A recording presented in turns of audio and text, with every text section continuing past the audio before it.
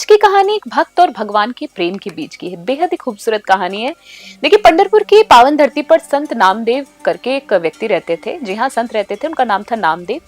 और नामदेव का प्रेम जो है भगवान विठुल यानी श्री कृष्ण के प्रति ऐसा था कि वे उन्हें मूर्ति नहीं बल्कि अपना सबसे करीबी मित्र मानते थे। उनके लिए संसार की हर वस्तु जो थी, हर चीज विठुल का ही विस्तार था। जी हाँ, नमस्कार, मैं हूँ आपके साथ ऋतिका पांडे और आप देख रहे हैं न्यूज़ 21। एक दोपहर की बात है।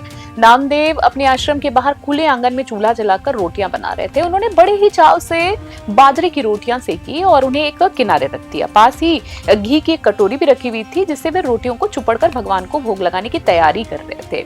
मुख्य घटना घटती आपको बता देते हैं। तभी वहां से एक भूखा कुत्ता आया वहां पर। नामदेव अभी रोटी अगली बनाई रहते यानी बेली रहते कि उस कुत्ते ने झपट्टा मारा और सिकी हुई रोटियां अपने मुंह में दबाकर भाग खड़ा हुआ। कोई साधारण व्यक्ति होता तो शायद कुत्ता मानकर उसको भगाता और रोटियां छीनकर क्रोधित भी होता, लेकिन नामदेव तो चौंक खड़े हो गए। जी हाँ, उनकी आंखों में गुस्सा नहीं था बल्कि एक अजीब सी व्याकुलता थी, ममता थी। उन्होंने देखा कि कुत्ता सूखी रोटियां चबाने की कोशिश कर रहा है। नामदेव चिल्लाए, अरे अरे ठहरिए प्रभु, रुकिए।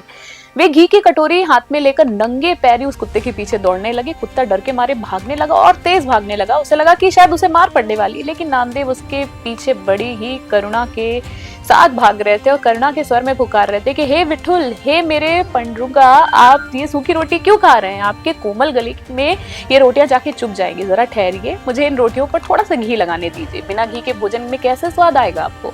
तो देखिए, नामदेव जो है वो कुत्ते को कुत्ता देख ही नहीं रहे थे। उन्हें तो उस जानवर के भीतर भी वही सांवली सूरत वाले भगवान विठुल नजर आ रहे थे। वे पागलों की तरह घी की कटोरी लिए कुत्ते के पीछे पीछे भागते रहे और विनती करते रहे।